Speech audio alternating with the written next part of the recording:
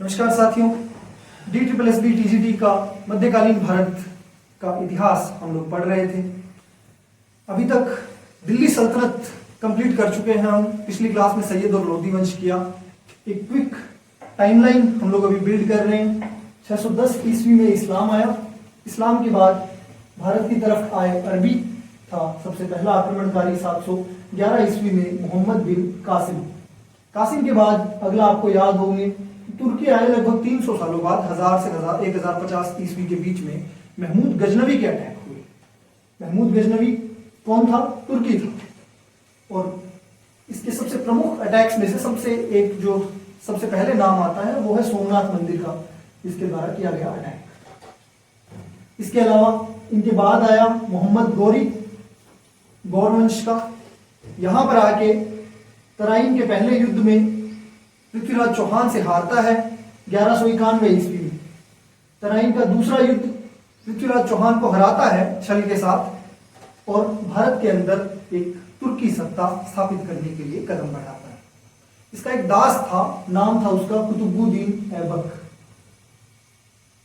कुतुबुद्दीन ऐबक दिल्ली सल्तनत में 1206 ईस्वी में गौरी की मृत्यु के बाद में दिल्ली सल्तनत में बैठा और यहां पर गुलाम वंश की स्थापना इसने की। अब सल्तनत के अंदर जो हम दिल्ली सल्तनत का पार्ट जो बोलते हैं, मध्यकालीन भारत को मेजर दो इसके डिवीजन हम करते हैं, एक तो दिल्ली सल्तनत, दूसरा मुगल सल्तनत। तो दिल्ली सल्तनत का जो पार्ट था इसके अंदर जो वंश आए, सबसे पहले गुलाम वंश, इसके बाद आप देखोगे अगला खिलजी वंश। फिर हम देखेंगे आगे, हम पूरा कर चुके हैं कंप्लीट, तुगलक वंश। तुगलक के बाद सैयद और फिर आया लोधी वंश। ये सारे वंश थे। इनकी एक ट्रिक आपको इजीली याद रह सके, इसलिए गुल खिलाओ तुम सब लोग, ये इस ट्रिक से आपको याद रहेगा। अपना जो टेलीग्राम चैनल है उसके ऊपर मैं शेयर कर दूंगा ये ट्रिक आपके साथ। बाकी यहां से आप ऐसे इस तरह से देख सकते हो। हमारे जो PDF नोट्स होंगे उसके अंदर भी ये सारी इस तरह की ट्रिक्स मैं आपके साथ ऐड कर रहा हूं। तो अपना चैनल जो है वो उसको सब्सक्राइब करे रखना है। साथ में प्ले स्टोर के ऊपर हमारी ऐप जो है उसके अंदर आपको मिल जाएंगी ये सारी PDFs लेक्चर से रिलेटेड।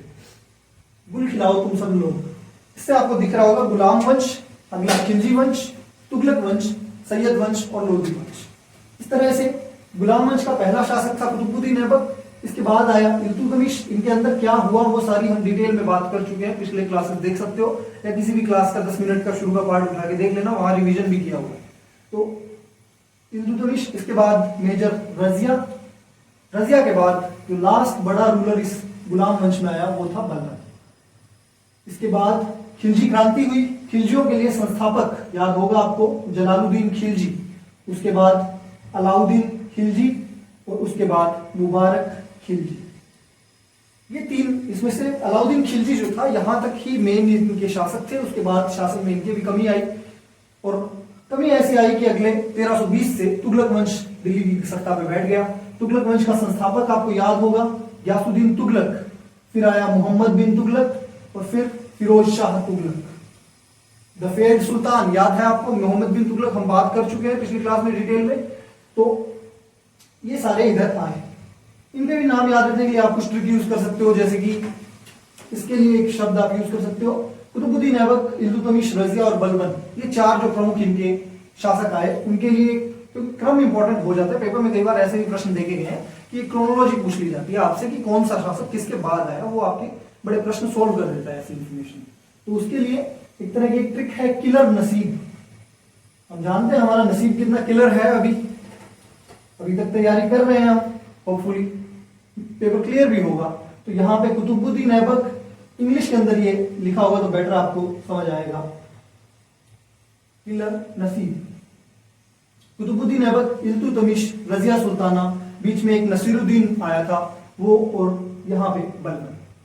इस तरह से ये सारे शासक आपके, नसीरुद्दीन शाह नाम था उसका, याद होगा आपको। इसने बलबन का एक तरह से दामाद था।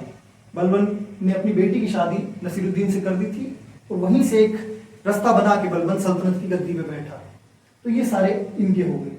खिलजी वंश के अंदर आपको सीधा डायरेक्ट इंग्लिश इनके इनिशियल्स जो है उससे याद रह जाएंगे, जैम, जलालुद्दीन, अलाउद्दीन और मुबारक खिलजी। तुगलक वंश, GMF, ये आप कई बार इनिशियल्स भी याद रख सकते हो, उससे भी आपको आसानी से याद रह जाएंगे। तुगलक वंश के बाद अगला सैयद वंश के अंदर हमने देखे कि एक तरह का अयोग्य राजा आए सारे, संस्थापक था इनका खिज्र खान 1414 के अंदर। उसके बाद अगला जो राजा आया वो मुबारक शाह, फिर महमूद शाह और लास्ट था इनका आलम शाह। लोधी वंश के अंदर आपको याद होगा संस्थापक इनका कौन था, बहलोल लोधी, फिर सिकंदर लोधी और फिर लास्ट में आपने देखा इब्राहिम लोधी। सबके बारे में डिटेल में डिस्कशन हम पहले ही कर चुके हैं। आज हम आगे बात करेंगे। दिल्ली सल्तनत अब खत्म हो चुकी है इस पॉइंट पे। दिल्ली सल्तनत के बाद इब्राहिम लोधी आपको याद होगा, उसके टॉपिक में आपको लास्ट में बताया था, पानीपत का एक पहला युद्ध हुआ था 1526 में। बाबर मुगल सल्तनत की स्थापना करता है भारत में। मुगल सल्तनत हम पढ़ेंगे, लेकिन वो हम अभी से 2 से 3 क्लास बाद पढ़ेंगे। आज हम एक टॉपिक जो बीच में करने वाले हैं वो है विजयनगर साम्राज्य। आपको याद होगा मोहम्मद बिन तुगलक की जब असफल योजनाएं आपको बता रहा था, उस समय मैंने आपको बताया था कि भारत में उस समय एक तरह की दिल्ली के शासन की दुर्बलता को देखते हुए बाकी के जो आसपास के जो छोटे छोटे सुल्तान शासक हुआ करते थे, जो सल्तनत के अधीन थे, उन्होंने विद्रोह करने शुरू कर दिए थे, सल्तनत से बगावत शुरू कर दी थी, मोहम्मद बिन तुगलक के विरोध में आ गए, क्योंकि पता था दिल्ली स्ट्रांग नहीं है तो डायरेक्टली इनके विद्रोह को कुचल नहीं सकती। तो इस वजह से मोहम्मद बिन तुगलक दिल्ली सल्तनत के उन शासकों में से था जिसके शासनकाल में सबसे अधिक विद्रोह देखने को मिले। और इन्हीं विद्रोहों की एक उपज थी विजयनगर साम्राज्य और बहमनी साम्राज्य। वही आज का हमारा टॉपिक है। साम्राज्य, विजयनगर साम्राज्य नाम आपने सुना होगा हमारी बुक्स में, पर इतना ज्यादा भी डिटेल में हम लोग कभी बात नहीं करते। वजह यही कि जो आपको पहले बताया था कि जो पिछली मोहम्मद बिन तुगलक वाली क्लास में एक टॉपिक डिस्कस किया था हमने कि दिल्ली से आप जितना दूर रहते हो तो आपके मुद्दे उतने ही दिल्ली से दूर रह जाते हैं या केंद्र से दूर रह जाते हैं। हमारी किताबों में भी हमने ज्यादा इनके बारे में डिटेल पढ़ी हुई। वजह यही है, साउथ का इतिहास थोड़ा दूर का इतिहास हो गया, हमने बस थोड़ा बहुत पढ़ा। उसी चीज पे आज थोड़ा सा और प्रकाश डालेंगे। हम लोग विजयनगर एम्पायर को थोड़ा डिटेल में करते हैं। तो हिस्ट्री के अंदर बात यह है कि ऑर्डर सबसे जरूरी चीज है, क्रम। वरना मैं विजयनगर या बहमनी आपको बाद में भी करा सकता था, पहले मुगल करा देता, लेकिन विजयनगर करवाया इसीलिए कि तुगलकों के समय से ही स्टार्ट हो गए थे अपना ये विजयनगर साम्राज्य और बहमनी साम्राज्य, तो कराना अभी जरूरी था। और ऑर्डर के ही हिसाब से देखा जाए तो आपको अब थोड़ी सी हिस्ट्री में अभी रिवाइज के लिए पीछे ले चलता हूँ। अलाउद्दीन खिलजी के समय आपको मैंने बताया था कि अलाउद्दीन खिलजी पहला आदमी था जिसने दक्षिण भारत की तरफ मूव किया या दक्षिण भारत की तरफ दिल्ली सल्तनत की बॉर्डर्स को लेके गया। याद होगा आपको, दक्षिण भारत में दिल्ली सल्तनत के लिए उस समय पे 4 मेजर शक्ति के केंद्र थे। पूरे भारत में दिल्ली सल्तनत का एक अपना राज अलग चल रहा है। उस समय जो 4 केंद्र थे वो कौन से थे आपको याद होगा तो सबसे पहले मैंने बताया था देवगिरी। अलाउद्दीन खिलजी ने एक सफल अभियान चलाया था, बाद में दौलताबाद के नाम से भी जाना गया था। उसके बाद एक आपको याद होगा अगला वारंगल। वारंगल के बारे में हमने बात की थी, तेलंगाना राज्य के अंदर अभी पड़ता है और उस समय भी तेलंगाना बड़ा राज्य था, वारंगल इनकी राजधानी थी। इसके अलावा एक और जो स्टेट सेंटर मतलब दक्षिण भारत के अंदर पावर सेंटर था वो था मदुरई, और चौथा हमारा था काकतियों का होयसला। तो इस तरह से मदुरई और होयसला वंश, होयसला के अंदर था काकतियों का राज, काकतियों का वंश चल रहा। ये 4 मेजर पावर सेंटर्स थे आपको याद है। अब 1334-35 के आसपास आपको याद होगा, अगर मोहम्मद बिन तुगलक का शासनकाल हम पढ़ते हैं कहां से कहां तक था, 1325 से लेकर 1351 तक। 1334 में देवगिरी को एक बार के लिए थोड़ा इग्नोर करते हैं, वजह आपको बताऊंगा कि आज का हमारा टॉपिक है विजयनगर एम्पायर। देवगिरी या दौलताबाद यहां पे आए थे बहमनी। हम लोग आज चूंकि विजयनगर पे फोकस कर रहे हैं इसलिए बाकी के 3 सेंटर्स पे बात करते हैं। देवगिरी के बारे में हम अपनी बहमनी की क्लास जब करेंगे तब बात करेंगे। तो मदुरई के पास एक जगह थी माबर। माबर में मोहम्मद बिन तुगलक के सूबेदार ने विद्रोह कर दिया। मुस्लिम सूबेदार था लेकिन उसने विद्रोह कर दिया। छोटा सा सूबेदार, इसके विद्रोह का आसानी से कुचल भी सकता था सुल्तान। उसने वही किया, खुद निकला खुद निकल पड़ा वो दिल्ली से सीधा आने के लिए, अटैक के लिए, माबर मदुरई के अंदर, माफ कीजिएगा, इधर अटैक करने के लिए आया। लेकिन रास्ते में वारंगल पड़ता है, यहीं पे प्लेग फैला हुआ था उस समय। दिल्ली से आपका सुल्तान इधर चल के आ रहा था, वारंगल में प्लेग फैला हुआ है, रास्ते में वापस लौट गया। और हुआ ये कि किस्मत काम कर गई माबर वालों की, माबर दिल्ली सल्तनत से स्वतंत्र हो गया प्लेग की वजह से। लेकिन ये चीज जब माबर को स्वतंत्रता मिल गई, तब माबर की आजादी एक तरह से अब एक मोटिवेशनल फैक्टर का काम करी बाकी के जो इनके आसपास के और पड़ोसी थे, जो अभी तक दिल्ली सल्तनत के अधीन थे, दिल्ली सल्तनत के अधीन तो थे, लेकिन अब यहां के आसपास हिंदू राजा हुआ करते थे, जिनको अब ये डाउट था कि जब माबर जैसा छोटा सा स्टेट मोहम्मद बिन तुगलक से आजाद होने की हिम्मत दिखा सकता है, तो हम क्यों। इसी क्रम में वारंगल के अंदर सबसे पहले प्रोलाय नायक ने अपनी स्वतंत्रता की घोषणा की। एक हिंदू राजा थे, इन्होंने वहां के वारंगल के इनके सूबेदार को हटाते हुए ईस्टर्न तेलंगाना, पूर्वी तेलंगाना को अपने कब्जे में ले लिया। बड़ी बात थी ये उस समय, सल्तनत के सुल्तान के विरुद्ध सीधे सीधे आपने कदम उठा लिए, क्योंकि सुल्तान उस समय फेल हो रहा था। आपको याद होगा मोहम्मद बिन तुगलक के सारे फेल्ड स्टेप्स, इस वजह से जो विद्रोह हो रहे थे उनमें से एक ये था, प्रोला नायक पूर्वी तेलंगाना को स्वतंत्र करा देता है। इसके थोड़े समय बाद, प्रोला नायक की मृत्यु के बाद, इसका बेटा कृष्ण नायक गद्दी पे बैठा और इसने पूरे के पूरे तेलंगाना पे अपना कब्जा जमा लिया, पूरा तेलंगाना आजाद करा दिया। बड़ी बात थी। अब यही एक तरह की अब एक लो जला दी थी किसी ने बगावत की, तो अब धीरे धीरे एक एक करके सब अलग हो रहे थे। इसी क्रम में होसला में वीर बल्लाल, उन्होंने अपनी स्वतंत्रता की घोषणा कर दी और इन्होंने आगे बढ़ के माबर के अंदर, आपको याद होगा कि मुस्लिम शासक था, मुस्लिम सूबेदार था, जिसने मोहम्मद बिन तुगलक से अपनी स्वतंत्रता हासिल की। उस मुस्लिम सूबेदार को अटैक किया होसला के वीर बल्लाल और कृष्ण नायक दोनों ने मिलकर। इन्होंने पहले तो होसला राज्य के अंदर आजाद हुए वीर बल्लाल अपनी स्वतंत्रता की घोषणा करते हैं, और बल्लाल इधर से फिर बाद में कृष्ण नायक के साथ मिलके माबर कैप्चर करते हैं, और ये दोनों मिलके स्थापित करते हैं कांची साम्राज्य, जिसकी राजधानी कांची थी। और अब बारी थी आगे, होसला के निकट ही एक और छोटा सा साम्राज्य था, कांपिली, छोटा सा शहर था ये, एक तरह से साम्राज्य नहीं, माफ कीजिएगा। तो यहां पे कांपिली के अंदर चालुक्य राजा सोमदेव ने अटैक किया। सोमदेव का अटैक कांपिली पर, अब दिल्ली सल्तनत के लिए थोड़ी सी दिक्कत हो रही थी कि एक तेलंगाना नया राज्य बन चुका है, और इसी तरह से अगर एक एक करके सब अलग होते रहे तो मोहम्मद बिन तुगलक के लिए बड़ी दिक्कत होने वाली है। मोहम्मद बिन तुगलक, उस टॉपिक में मैंने आपको बताया था कि ये शुरू में एक वर्ड यूज किया था, धर्मनिरपेक्ष था औरों के कंपैरिजन में। एक और बात बोली थी कि योग्यता के आधार पर चयन करता था अपने आमिरों का, बड़ी जिम्मेदारी देता था तो योग्यता ज्यादा देखता था, सिर्फ धर्म के आधार पर नहीं देता था। इसके दो विश्वस्त अधिकारी थे, नाम था उनका हरिहर और बुक्का। हरिहर और बुक्का दिल्ली से सीधे सीधे वो भेजता है कांपिली के लिए अटैक करने के लिए, कि कांपिली के अंदर जो सोमदेव ने अपनी स्वतंत्रता की घोषणा कर दी, सोमदेव ने एक कांपिली आजाद करवा लिया है, उनको हराओ, कांपिली को वापस सल्तनत में शामिल किया जाए। हरिहर और बुक्का अटैक करते हैं सुल्तान के आदेशानुसार, कांपिली को जीतते हैं।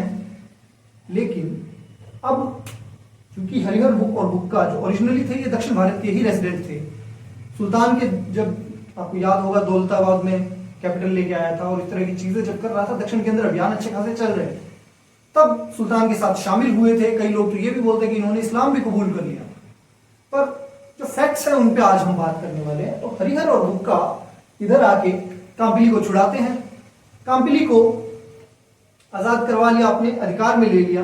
लेकिन अब इनके मन में आया, मोहम्मद बिन तुगलक की चिप्स डाउन थी, उसका सिक्का डूब रहा था, लिटरली उसके सिक्के जाली बना लिए गए थे, आपको याद होगा, पिछले टॉपिक में हमने पढ़े थे।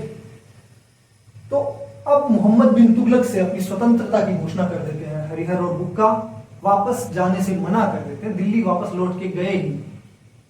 और इन्होंने काम्पिली के अंदर, काम्पिली को एक केंद्र बना के एक राज्य स्थापित किया जिसका नाम था हम्पो हस्तनिवितो। ये नाम थोड़ा सा आपको अजीब लगेगा पर ठीक है, इसकी राजधानी आसानी से याद हो जाए वो वैसी है, वो थी विजयनगर। इन्होंने एक आजाद राज्य शुरू किया, हरिहर और बुक्का। इनके गुरु थे विद्यारण्य, नाम याद रखने, ये फैक्ट्स आपको इंपॉर्टेंट होंगे। इन्हीं की मोटिवेशन से इन्होंने ये अब अपना एक स्वतंत्र राज्य सेटअप किया। इस स्वतंत्र राज्य को इन्होंने तुंगभद्रा नदी, आपने नाम सुना होगा, साउथ इंडिया में बहती है। तुंगभद्रा नदी के किनारे पे हम्पी हस्तनिवितो या विजयनगर बोल देते हैं आसानी में बोलने के लिए और आपको समझने के लिए भी रहेगा। ये विजयनगर जो राज्य था, ये चीज आप देखोगे कि इंटरनेशनल अफेयर्स जब भी आप बात करोगे या कोई भी स्टैंडर्ड कोई न्यूज़पेपर या रिपोर्ट पढ़ोगे इंटरनेशनल, उसमें भारत को दिल्ली लिखा जाता है। Delhi and Islamabad are talking on nuclear talks, और इस तरह की कुछ भी, दिल्ली एंड पेंटागन, अमेरिका के लिए बात करते हैं, पेंटागन जहां पे उनकी शक्ति पूरी सेंट्रल एकदम एडमिनिस्ट्रेशन केंद्रित है, इस तरह से दिल्ली शब्द का उपयोग करते हैं। सेम इनके लिए भी, चूंकि अभी एक तो स्टेट का नाम इतना बड़ा रखा है इन्होंने, दूसरा विजयनगर इनकी राजधानी थी और पहचान थी, तो विजयनगर साम्राज्य के नाम से इनको जाना गया। हरिहर इस साम्राज्य का पहला शासक बना, उसी के बारे में हम आगे पढ़ रहे हैं। विजयनगर साम्राज्य, इसका पहला शासक जैसा कि मैंने बताया हरिहर या हरिहर प्रथम भी बोला जाता है, ये बना 1337 के अंदर हरिहर ने इस साम्राज्य की स्थापना की। दो भाई थे, हरिहर और बुक्का। पहला राजा बना हरिहर। इन्होंने कोई टाइटल नहीं लिया, याद होगा आपको, कुतुबुद्दीन ऐबक कोई टाइटल नहीं ले रहा था। वजह यह थी कि वो नहीं चाहता था कि अपने आप को लाइमलाइट पे लेके आना। सेम चीज हरिहर और बुक्का दोनों को पता थी कि ये जो आसपास के, अब आपको नाम बताए थे कई, वीर बल्लाल, कृष्णदेव, तो इस तरह के ये जो कृष्ण नायक, माफ कीजिएगा, वीर बल्लाल और कृष्ण नायक और भी आसपास के जो भी नए सुल्तान आ रहे थे या राजा आ रहे थे, उनको ये चीज थी कि दिल्ली सल्तनत से कभी ये लोग ऑर्डर दिया करते थे और आज आके हमारे ही बीच में बैठे आके, और ये जो एक डाउट था कि ये इन्होंने इस्लाम भी कबूल कर लिया, उस वजह से भी बाकी के जो हिंदू राजा थे आसपास के, उनके मन में थोड़ा द्वेष था हरिहर और बुक्का के लिए। तो हरिहर और बुक्का दोनों के दोनों अपने जो ये विजयनगर साम्राज्य जो अभी एकदम शिशु अवस्था में है, इसको आगे चलाने के लिए फूक फूक के कदम रखेंगे। कैसे हुआ ये कि अब मैंने बताया जो आपको कि बाकियों को है जलन इनसे, तो हरिहर के लिए सबसे पहले जरूरी था कि इसके पास जो भी लिमिटेड रिसोर्सेस थे, अब बात ये भी है कि जस्ट नया एक साम्राज्य ये बनाने जा रहे हैं, संसाधन बहुत कम थे, बहुत लिमिटेड थे। लिमिटेड संसाधनों के चलते 1336, माफ कीजिएगा, 1336 के अंदर हरिहर ने स्थापना की थी। और अब लिमिटेड संसाधन, सबसे पहला ध्यान दिया गया इनके द्वारा अपने राज्य की सीमाओं की सुरक्षा। कोई भी नया अटैक नहीं करने जा रहे। सबसे पहले आने के बाद में इन्होंने कुछ साल तक तो सिर्फ सुरक्षा के लिए कि सामने से कोई अटैक करे तो उसके लिए अपने आप को डिफेंड करने की पोजीशन में हो। वो भी इनकी किस्मत अच्छी रही कि आसपास के जो बड़े साम्राज्य थे उन्होंने अटैक किया नहीं। अब बड़ा ही स्ट्रेटेजिकली हरिहर चुनता है अपना पहला लक्ष्य, थोड़ा अपनी आर्मी को थोड़ा बिल्ड किया। और अब आपको एक चीज आपने नोटिस की है या नहीं कि भारत के अभी जो वर्तमान भारत हम देखते हैं उसमें सबसे रिच स्टेट्स कौन कौन से होते हैं? कौन से? महाराष्ट्र, मद्रास के लिए बोला जाता है, तमिलनाडु स्टेट जो है उसके लिए चेन्नई, वो बड़ा एक तरह से अंग्रेजों के टाइम से ही बड़ा रिच रहा है। कंपैरेटिवली बोला जाए कि जैसे राजस्थान या मध्य प्रदेश की तुलना में महाराष्ट्र हुआ, या इसके अलावा आपका आंध्र प्रदेश, तेलंगाना, उनकी भी कोस्ट लगती है। तो इस तरह से जो कोस्टल स्टेट्स जो होते हैं हमारे, उनके पास ग्रोथ का ज्यादा मौका होता है। वजह होती है समुद्री व्यापार। हरिहर ने यही दिमाग अभी लगाया कि इसको जब अपना एक सबसे पहला मिशन चुनना है तो उसने ऐसा मिशन चूज किया कि जो उसको इनकम देगा। इसके लिए इसने सबसे पहले कोंकण और मालाबार, कोंकण गोवा का तट आपको ध्यान होगा, इसके अलावा मालाबार केरल का तट, ये दो इसने चुने।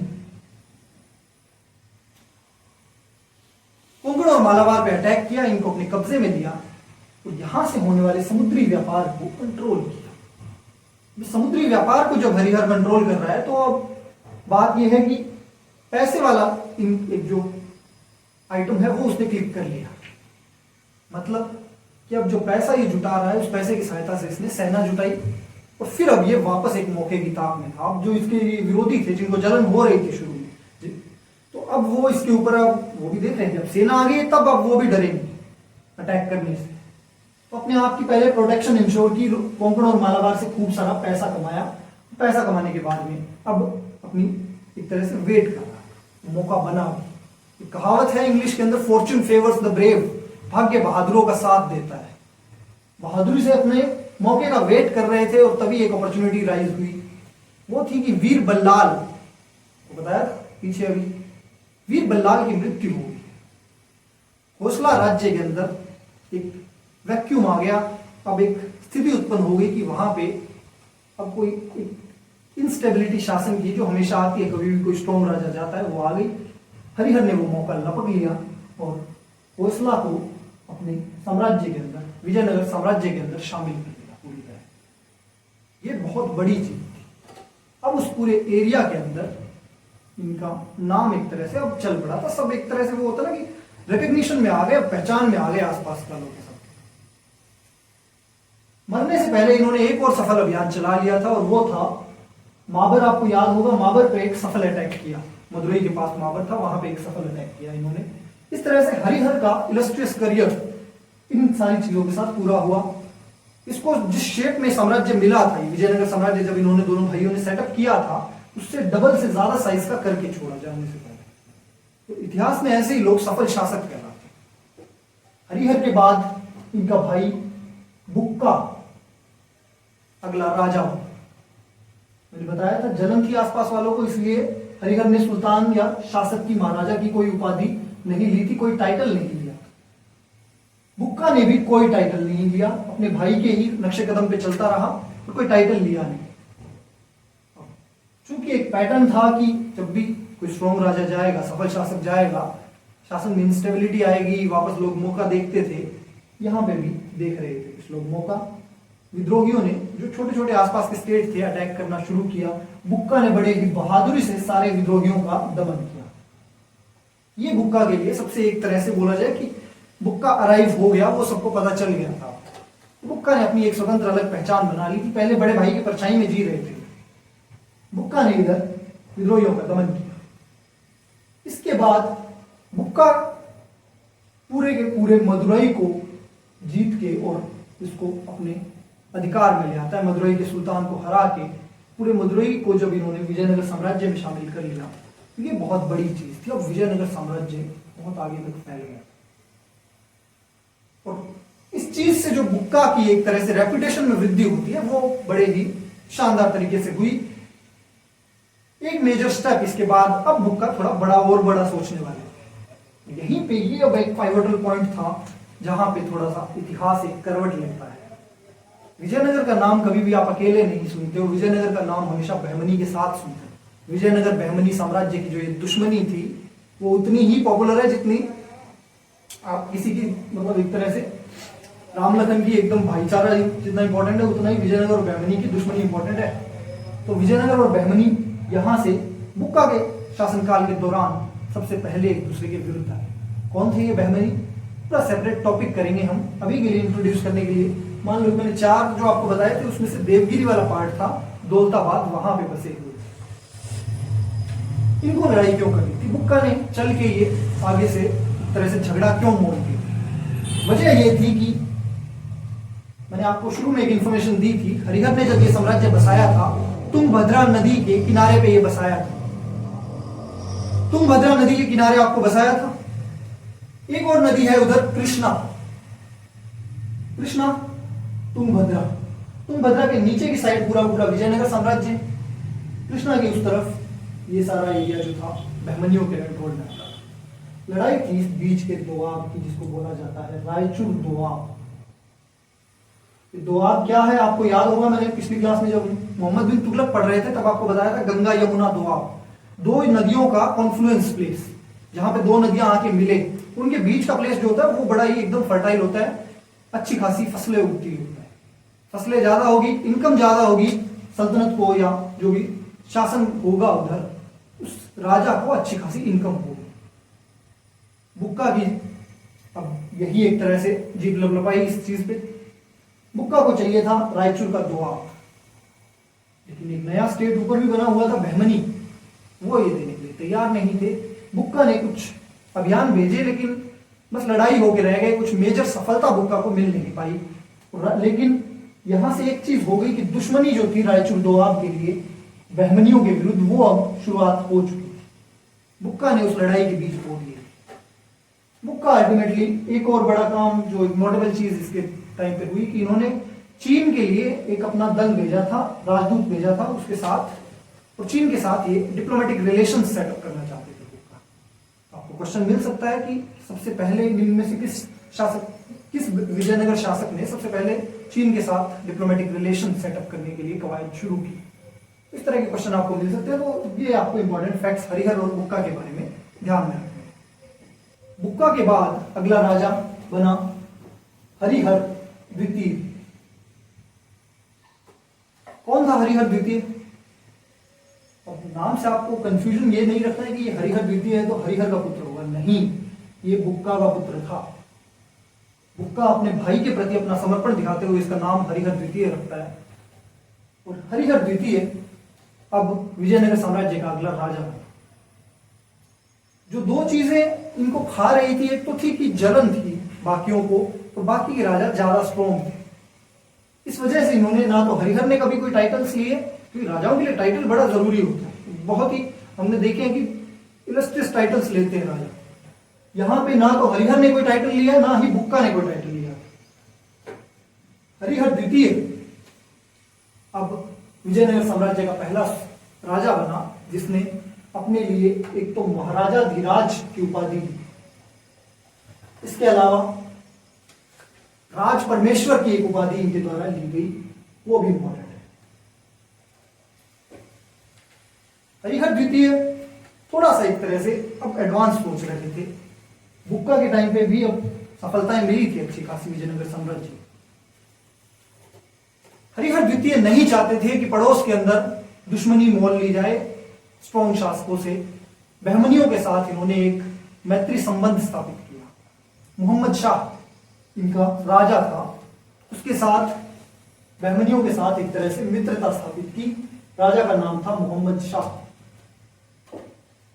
जब ये हो गई तो इन्होंने अपने शासन के दौरान, अब ये भी चीज है, कोई भी राजा आप देखेंगे कि कला के लिए, संस्कृति के लिए, कई स्थापत्य कला के लिए कुछ काम करता है, वो तभी करा पाता है जब शासन के अंदर थोड़ी सी स्टेबिलिटी हो, लड़ाइयां कम हो रही हो। यहां पे अब इन्होंने इनके साथ अपना एक इक्वेशन सेट किया बहमनियों के साथ, फिर थोड़ा स्थापत्य कला के लिए काम किया, मंदिर बनवाए इन्होंने बहुत। और इनके बारे में एक फैक्ट आपको याद रखना है कि ये शैव थे। शैव मतलब शिव भक्त, शिव मंदिर बनवाए गए इनके द्वारा कई सारे। लेकिन अब ये जो दोस्ती इन्होंने बहमनियों के साथ की थी वो ज्यादा लंबी टिकी नहीं। हुआ ये कि बहमनियों में मोहम्मद शाह का बेटा फिरोज शाह गद्दी पे बैठा, मोहम्मद शाह की मृत्यु हो गई थी। फिरोज शाह ने शासक बनते ही अटैक कर दिया विजयनगर साम्राज्य पर। हरिहर की हार हुई, बहमनियों के साथ उनकी दोस्ती टूट गई। अल्टीमेटली हरिहर की मृत्यु होती है और विजयनगर साम्राज्य को अगला नया राजा मिलता है।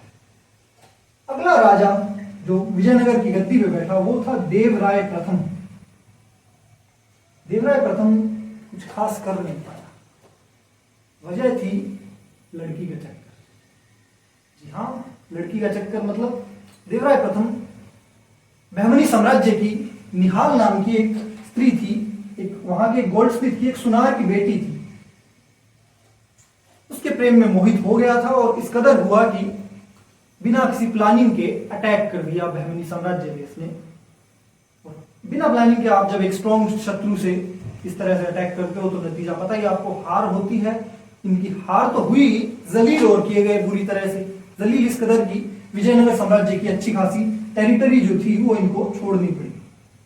टेरिटरी लॉस या एक जमीन जो थी विजयनगर साम्राज्य की, वो अच्छा खासा भाग इन्होंने बहमनियों को दिया। लेने गए थे, अब कुछ वो मिला नहीं, जो पास में था वो भी हो गया।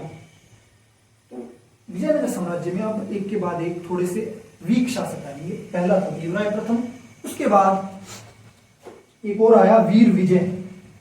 वीर विजय के सिर्फ नाम में विजय थी, बाकी कोई नोटेबल काम कर नहीं पाया। अगला शासक इसके बाद देवराय द्वितीय।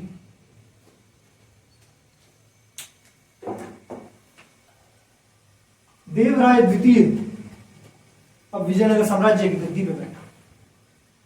क्योंकि लगातार दो ऐसे शासक आ चुके थे, बहमनियों ने पहले ही ऑलरेडी टेरिटरी इनसे अच्छी खासी जीत चुके थे, तो अब सबको ये मौका लग रहा था कि इस बार बहमनियों ने सोचा कि अटैक करेंगे, पूरा का पूरा साम्राज्य जीतेंगे। देवराय जस्ट राजा बना ही था कि एक स्ट्रॉन्ग बहमनी आक्रमण हुआ, लेकिन देवराय द्वितीय सबकी उम्मीदों के विपरीत बहमनियों को उस आक्रमण में हरा देता है।